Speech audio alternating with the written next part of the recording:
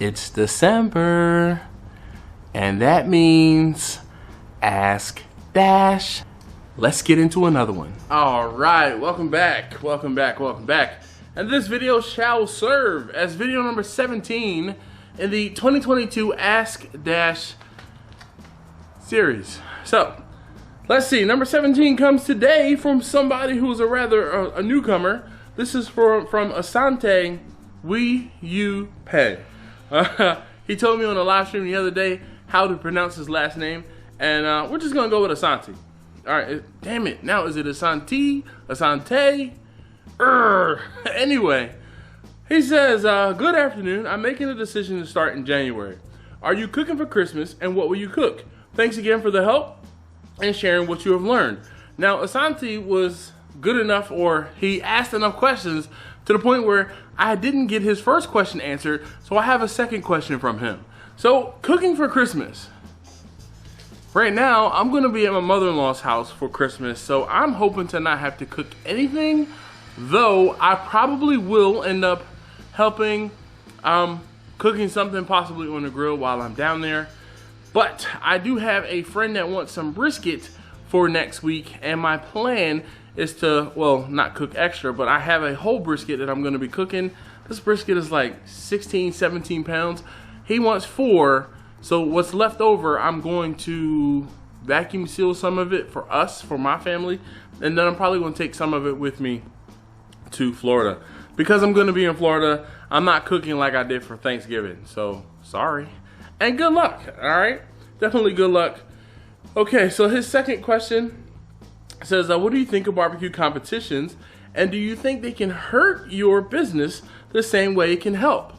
Well, I'm not that big of a fan of barbecue competitions. I've done 2. And if you want to see both of those competitions I've done Steak Cook-Off Association competitions, and they both, like I said, I'll leave the links to both of those videos down below. I did not have the best time because I like to cook for people's enjoyment. When you're cooking for a competition, you're cooking for one bite. That's not what you're going to eat. That's not how people eat. So to me, that's just a bit of an extreme, and that's just not my cup of tea. So I'm not a big fan of competitions.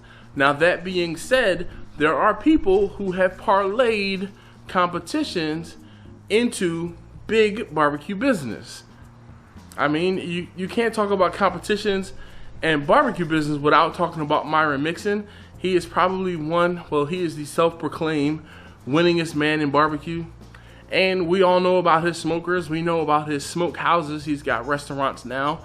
So yes, competitions can be helpful, but they can also be hurtful. Or they just might not be your thing. Well, cooking for others might not be your thing as far as like on a catering aspect or having a restaurant. It might just be your thing to travel around, cook barbecue, hang out with, those people that do the barbecue circuits, they are definitely hardcore, and they are their own family. They are their own, if you will, faction of barbecue. Like I said, in my opinion, I know I'm a backyard cook. I don't mind being labeled as a backyard cook. I like the fact that I'm a backyard cook and not a competition cook. The competition cooks, to me, they do a little bit too much. Barbecue is supposed to be simple. Keep it simple, stupid. No need to fancy it up.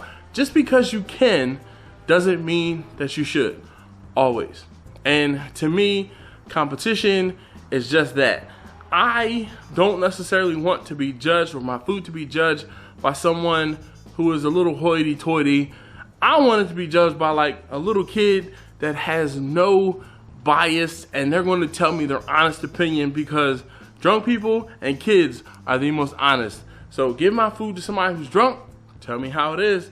Give my food to a little kid, maybe somebody like 3 to 5 years old, they're not gonna lie, and they're not gonna hold back either. So that's my opinion, Asante. So you can kind of take and do with that as you will. Like I said, I am not a fan of competitions, but maybe that's just me. You tell me down in the comments below, are competitions good for barbecue? You know, like a barbecue caterer, or do you feel like it kind of separates some people?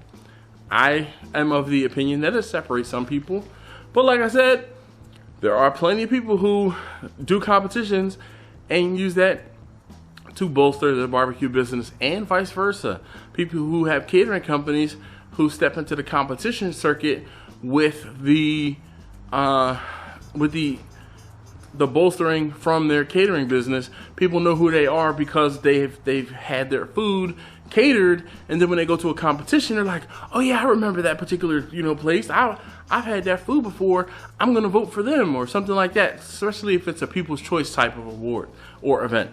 Anyway, I think that's enough rambling from me for this episode. Thank you guys so very much again, as always, for watching. Asante, thanks for the great questions. Hopefully, well, I won't say this, hopefully you can get your questions in.